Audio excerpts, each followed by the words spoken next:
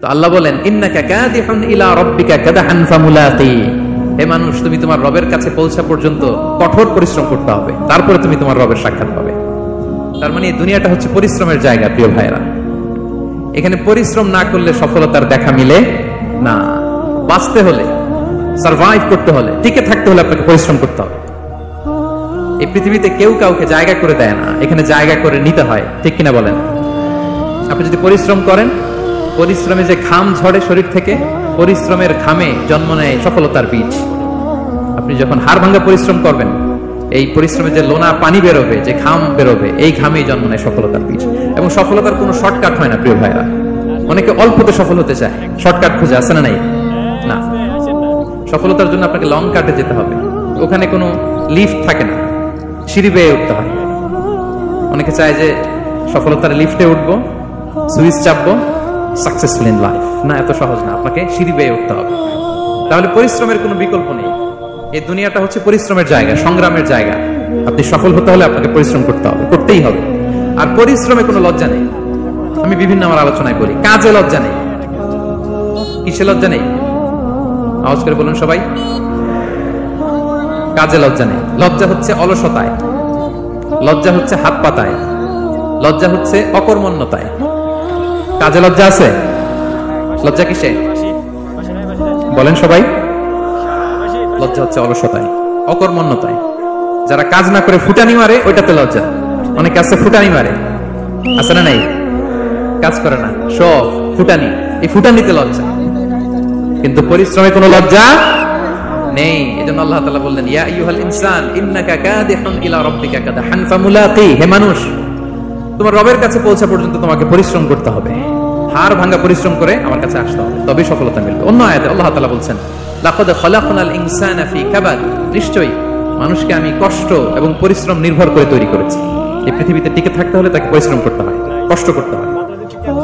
এবং দুনিয়ার এই সাইকেলটা যদি দেখেন, দিন এবং রাতের যে সাইকেল, রাতকে আল্লাহ বানিয়েছেন ঘুমের জন্য, রেস্ট নেওয়ার জন্য, বিশ্রামের জন্য।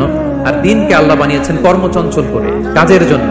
দিনের মধ্যে কর্মস্পৃহা আছে। আল্লাহ তাআলা সূরা নাবাতে বলছেন ওয়াজআলনান নাহারা মাআশা, আমি দিনকে বানিয়েছি কর্মচঞ্চল। দিনে আপনি কাজ করবেন, হাড় ভাঙা পরিশ্রম করবেন, তবেই সফলতা ধরা দিবে। ঠিক কিনা বলেন? তাহলে প্রথমে আমরা জানলাম এই পৃথিবীতে পরিশ্রম করতেই হবে, পরিশ্রমের কোনো বিকল্প নেই। সফল হতে চাইলে কি করতে হবে? আওয়াজ করে বলবেন, কি করতে হবে? এবং ইসলাম এই পরিশ্রমকে উৎসাহিত করে, পরিশ্রমের মাধ্যমে যে ইনকাম, এটাকে উৎসাহিত করে। বিষ্ণু ঈসা ইসলাম বলেন মা আকালা আহাদুন তাআমান কাত্তু খায়রান আইয়াকুলা মিন আমালি ইয়াদাই, মানুষ পরিশ্রম করে তার দুই হাত দিয়ে উপার্জন করে যে জীবিকা নির্বাহ করে, এর চেয়ে শ্রেষ্ঠ জীবিকা পৃথিবীতে আর নেই। আল্লাহু আকবার। আপনারা যারা কষ্ট করে ঘাম ঝরিয়ে উপার্জন করেন, এই পৃথিবীতে এর চেয়ে শ্রেষ্ঠ উপার্জন আর হতে পারে? পরিশ্রম করে ঘাম ঝরিয়ে আপনি যে রিজিক এর বন্দোবস্ত আপনার হয়, এই খাবারের চেয়ে শ্রেষ্ঠ খাবার পৃথিবীতে হতে পারে? এরপর বিষ্ণু ঈসা ইসলাম বললেন ওয়া ইন্না নাবিয়াল্লাহি দাউদ আলাইহিস সালাম কানা ইয়াকুলু মিন আমালি ইয়াদি, আল্লাহর নবী দাউদ আলাইহিস সালাম তিনি নিজ হাতের উপার্জন থেকে খেতেন। সুবহানাল্লাহি ওয়া বিহামদিহি। তিনি আর্মর বানাতেন, যুদ্ধাস্ত্র। তিনি বর্ম বানাতেন, নিজ হাতে বর্ম বানিয়ে, যুদ্ধাস্ত্র বানিয়ে বিক্রি করে সেটা দিয়ে জীবিকা নির্বাহ করতেন। আল্লাহু আকবার। তাহলে পরিশ্রমের কোনো বিকল্প নেই। শ্রমের মাধ্যমে যে উপার্জন, এটা শ্রেষ্ঠ উপার্জন। তাই শ্রমজীবী যারা আছেন, মনক্ষুণ্ণ হবেন না, মন ছোট করবেন না। You are the superhero, you are the superhero, you are the remittance fighter of our country.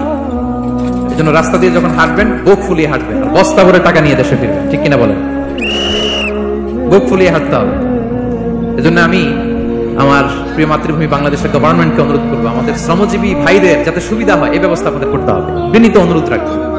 শ্রম মন্ত্রণালয়ে যারা দায়িত্বে আছেন, স্পেশালি তাদেরকে রিকোয়েস্ট করবো, আমাদের শ্রমজীবী ভাইদের যেন কোনো কষ্ট না হয়। কারণ তাদের পাঠানো রেমিটেন্সে সচল থাকে আমার দেশের অর্থনীতির চাকা। তারা ভালো থাকলে ভালো থাকবে বাংলাদেশ। Very simple. ঠিক কিনা বলেন? আমার যে ভাইটা